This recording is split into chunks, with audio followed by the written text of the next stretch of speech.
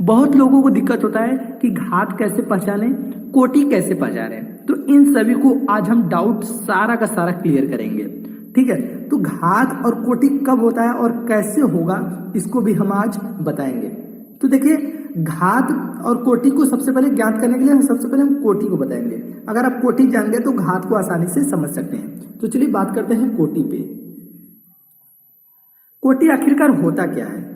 कोटि का मतलब होता है कि जो भी हम अवकल कर रहे हैं, किसी भी मान लीजिए समीकरण का हम अवकल कर रहे हैं तो उसकी कोटि देखेंगे कि वो कितने कोटि का अवकल है। जैसे अगर y का हम अवकल करें तो ये होता है dy बाई dx होता है। अगर हम y स्क्वायर का करें तो ये होता है, इसका हो जाएगा 2y dy बाई dx। ये हो गया अवकल। लेकिन हमें इसमें कोटि अगर बतानी हो तो प्रॉब्लम क्रिएट होता है ना। या अगर यहाँ पे हम इस तरह से ले लें d2y बाई dx स्क्वायर, इस तरह से मैंने ले लिया और इसकी कोटि बताया जाए या घात बताया जाए तो प्रॉब्लम होती है। तो इन सभी के बारे में डिटेल्स में समझिए हम कैसे आपको समझाते हैं कि किसको कोटि कहते हैं और किसको घात कहते हैं। तो समझिए, कोटि उसे कहते हैं जितने कोटि का अवकल किया जाता है। जैसे ये द्वितीय कोटि का है, अगर हम यहाँ पे लिख ले डी क्यूब वाई अपान डी एक्स क्यूब, तो इसकी कोटि कितनी है? इसकी कोटि 3 है, इसकी कोटि 2 है। अगर हम यहाँ पे इस तरह से लिख ले डी 4y अपान डी एक्स पावर 4, तो ये क्या है? इसकी कोटि 4 है। तो कोटि आप समझ गए होंगे कि कितने कोटि की ये अवकल किया गया है। ये 2 बार अवकल किया गया तो इसकी कोटि 2, 3 बार अवकल किया जाए तो 3 कोटि, 4 बार किया जाए तो ये 4 कोटि। तो कोटि आपको अच्छी तरह से समझ में आ चुका है कि कोटि कैसे हम निकालेंगे।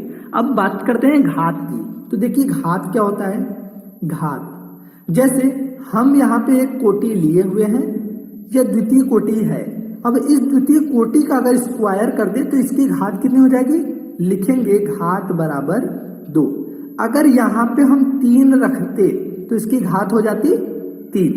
समझ में आ रहा होगा आपको? तो इस तरह से घात और कोटि को आप समझ चुके होंगे। चलिए हम एक क्वेश्चन के माध्यम से पहले समझा लेते हैं, फिर आपको आपके बुक से बताना शुरू करेंगे। तो यहाँ पे मैंने एक छोटा सा एग्जाम्पल क्वेश्चन ले लिया है। अवकल समीकरण d2y by D X square के power 3/2 is equal to x plus dy by D X के पावर 1/2 की कोटि और एवं घात बताना है। तो इसकी कोटि और घात कैसे बताएंगे? सबसे पहले हम इसको देखेंगे, उसके बाद आपके बुक से हम क्वेश्चन को बताएंगे। तो देखिए यहाँ पे जो हमें दिख रहा है, ये पावर दिख रहा है 3/2 और 1/2। अगर हम इस पावर को पावर से कैंसिल करना चाहेंगे तो क्या करना होगा? तो इस 1/2 को हमें इधर भेजना होगा, या तो भेज लीजिए या तो दोनों पक्षों का वर्ग कर लीजिए। तो लिखेंगे दोनों पक्षों का वर्ग करने पर, वर्ग करेंगे तो भी वो हट जाएगा। तो क्या मिल जाएगा? d2y by D X square के पावर 3 हो जाएगा और इधर x plus dy by D x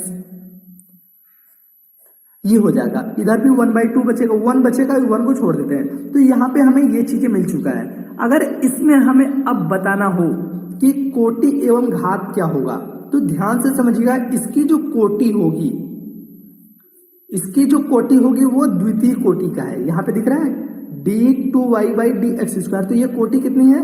2। अगर इसकी घात बताया जाए तो इसकी घात कितनी है? इसकी घात 3 है। तो आप समझ गए होंगे कि कोटि और घात किसको कहते हैं। चलिए आपके बुक से बताना शुरू करते हैं। तो यहाँ पे हम आपके बुक से पहला क्वेश्चन ले लिए हैं। पहला जो क्वेश्चन है वो है d4y upon D X power 4 plus sine y पर 3 हमें क्या दिख रहा है? डॉट दिख रहा है, इजिकल टू 0। कोटि एवं घात हमें बताना है। तो देखिए सबसे पहले हमें एक एग्जांपल देते हैं। यहाँ पे अगर f(x) हमारा दिया गया है, इसका अगर अवकलन करते हैं एक बार तो f'(x) होता है। अगर इसको हमें 2 बार करना हो तो हम कहेंगे f'(x). अगर इसी को हमें 3 बार अवकलन करना हो तो हम लिखते हैं f'(x). इसी प्रकार से यहाँ पे आपको दिख रहा है ये 3 बार किया गया है, अवकलन किया गया है। जब ये 3 बार अवकलन किया गया है तो आप समझ सकते हो कि इसकी कोटि 3 होनी चाहिए, लेकिन इस 3 कोटि से ज्यादा कोटि यहाँ पे 4 मौजूद है, तो हमारी कोटि हो जाएगी 4। तो हम लिखेंगे कोटि बराबर 4 और घात भी बताना है, तो घात बराबर क्या हो जाएगा। देखिए किसी का भी घात नहीं दिख रहा है हमारा, किसके पे घात क्या है, घात नहीं दिख रहा है, तो आप इसको लिखेंगे घात परिभाषित नहीं है। तो इस तरह से आपका पहला क्वेश्चन ये हो चुका है। बस इतना ही करने पे आपको 1 मार्क्स मिलेंगे। बस आपको यहाँ पे लिखना पड़ेगा इसकी कोटि ये है, घात ये है, क्योंकि ये है, इतना आप लिख देंगे तो आपको 1 मार्क्स मिल जाता है। सेकंड क्वेश्चन लिखा है y dash plus 5y is equal to 0। देखिए हमें कोटि और घात ज्ञात करते हुए बहुपद को भी ध्यान देना पड़ता है। अब ये देखिए y डैश है, y डैश को लिखेंगे dy बाई dx, क्योंकि एक बार अवकलन किया गया तो इसका मतलब तो यही होगा dy बाई dx अब plus 5y is equal to 0। अब यहाँ पे हमें कोटि क्या दिख रही है, तो आप यहाँ पे देख सकते हैं कोटि हमारी प्रथम कोटि का ये है। एक बार dy बाई dx रहेगा तो प्रथम कोटि, अगर 2 बार रहता तो d2y बाई dx स्क्वायर होता, तो इसकी कोटि क्या मिल रही है, 1 मिल रही है। अब इसकी घात की हम बात करें तो इसकी घात क्या होनी चाहिए, तो इसकी घात अगर हम देखें तो y डैश में बहुपद समीकरण दिख रहा है। क्या दिख रहा है, y डैश में एक बहुपद समीकरण हमें दिख रहा है, तो इस बहुपद समीकरण की वजह से इसकी अधिकतम घात क्या होगी, 1 होगी। तो यहाँ पे कोटि 1 घात 1। अगला क्वेश्चन, इस क्वेश्चन में लिखा है ds अपॉन dt के power 4 plus 3s d2s upon dt square. अब देखिए यहाँ पे हमें क्या दिख रहा है, यहाँ पे प्रथम कोटि का है और ये द्वितीय कोटि का है, तो हमें यहाँ पे जो कोटि दिख रही है वो मैक्सिमम कोटि क्या दिख रही है, 2 दिख रही है। लेकिन अगर घात की बात करें तो बहुत लोग यहाँ पे ये गलतियां कर जाते हैं कि घात बता देंगे 4 है। ये सरासर गलत होगा, क्योंकि अगर हम इसकी कोटि देख रहे हैं तो इसकी घात क्या होनी चाहिए, इसकी घात 1 होनी चाहिए, क्योंकि ये क्या दिख रहा है, एक बहुपद है। तो बहुपद की वजह से ये कोटि नहीं देखेंगे, क्योंकि इसकी कोटि तो 1 है। इसकी अगर कोटि देखेंगे तो ये मैक्सिमम कोटि तो हमारा यहाँ पे दिख रहा है, तो मैक्सिमम कोटि की वजह से उसकी घात हमें पता करना है, तो इसकी घात हमें 1 दिख रहा है। अगला क्वेश्चन, अब देखिए question number 4, d2y by dx square का whole square plus cos dy by dx is equal to 0। ये भी क्वेश्चन थोड़ा सा लोगों को कंफ्यूज कर देता है। देखिए इसकी जो कोटि होगी, इसकी कोटि क्या है, मैक्सिमम कोटि हमें दिख रही है 2, तो यहाँ पे हम ले लिए 2। और इसकी घात की बात करें तो कुछ लोग कहेंगे कि इसकी घात 2 है, लेकिन ये सरासर गलत होगा। अब पूछेंगे आप क्यों, तो ये समझिए ये एक द्विघात हमें नहीं दिख रहा है, बहुपद नहीं दिख रहा है, क्योंकि ये जो कॉस है, कॉस का भी ये तो एंगल है ना, ये क्या है, कॉस का एंगल है। जैसे कॉस थीटा होता है, तो थीटा क्या है हमारा, थीटा एक एंगल है, तो ये एक एंगल का काम कर रहा है, ना कि dy बाई dx का काम कर रहा है। तो यहाँ पे हमारा एक बहुपद नहीं दिख रहा है। अगर बहुपद दिखता तो उसकी वजह से हम इसकी कोटि 2 मान लेते, लेकिन इसकी घात 2 मान लेते, लेकिन ये बहुपद नहीं है, इसकी वजह से इसकी जो घात होगी वो परिभाषित नहीं होगी, परिभाषित नहीं है। हमें बहुपद को भी ध्यान में रखना है, ऐसा नहीं है कि केवल एक को देखे और उसी को दोनों को देखकर बता दे, ऐसा नहीं करना है, हमें बहुपद को भी ध्यान में रखना है। अगला क्वेश्चन, इस क्वेश्चन में लिखा है d2y by dx square is equal to cos x plus sine 3 cos 3x plus sine 3x, ये क्वेश्चन है। अब इसमें देखा जाए अगर कोटि की, तो कोटि हमें मैक्सिमम दिख रही है 2, और इसकी घात की बात करें तो सबसे पहले हमें ये चेक करना पड़ेगा कि ये एक बहुपद है या नहीं।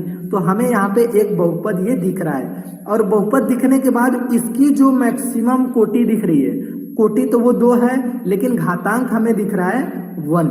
अगर और कोई होता 2 होता तो 2 लिखते, 3 होता तो 3 लिखते, लेकिन कुछ नहीं है, यहाँ पे कुछ नहीं है, तो मैक्सिमम घातांक कितनी है 1, तो लिखेंगे घातांक या घात बराबर 1। क्वेश्चन नंबर 6, तो अगला क्वेश्चन है 6, y ट्रिपल डैश की power 2 plus y double dash की पावर 3 प्लस y डैश की power 4 plus y power 5 is equal to 0।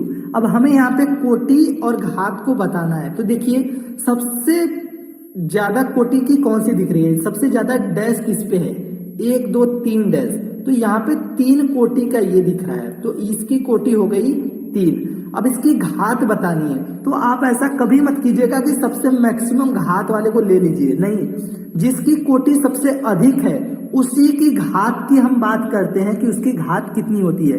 ऐसा नहीं है इसकी कोटि 3 है तो हम घात इसकी बात करें, ऐसा नहीं होगा। अगर इसकी कोटि अधिक है तो इसी का घात देखना है कि वो कितना है, 2 है तो 2, 1 है तो 1, और उसके साथ साथ हमें बहुपद भी देखना है। तो ये एक बहुपद दिख रहा है, साथ में इसकी कोटि 3 है तो इसका घात 2 है। समझ में आगे होगा। अगला क्वेश्चन, इसमें ट्रिपल डैश है और plus 2y double dash plus y dash. अब इसमें मैक्सिमम कोटि का हमें 3 दिख रहा है, तो मैक्सिमम कोटि हमारा 3, और इसी कोटि का अगर घात की बात करें तो कुछ नहीं दिख रहा है, तो उसकी घात 1 होगा। कभी भी और मत कीजिएगा कि इन दोनों का हम कोटि देखें, ठीक है। क्वेश्चन नंबर 8 में क्या दिख रहा है, y dash plus y is equal to e power x। इसकी प्रथम कोटि हमारा यहाँ पे दिख रहा है, y डैश का मतलब होता है dy बाई dx, तो इसका प्रथम कोटि हो गया। और इसका घात क्या दिख रहा है, इसका घात हमें 1 दिख रहा है, तो ये हो गया 1।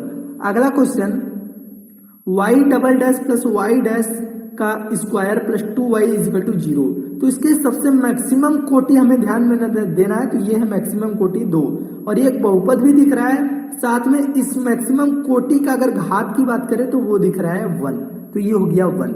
इसके आज के अंतिम क्वेश्चन जो है वो है y double dash plus 2y dash plus sine y is equal to 0। इसकी जो कोटि है मैक्सिमम कोटि यहाँ पे दिख रही है, इसकी मैक्सिमम कोटि 2 है और इसका घात क्या दिख रहा है, 1 दिख रहा है। तो आप अच्छी तरह कोटि और घात को आज समझ चुके होंगे।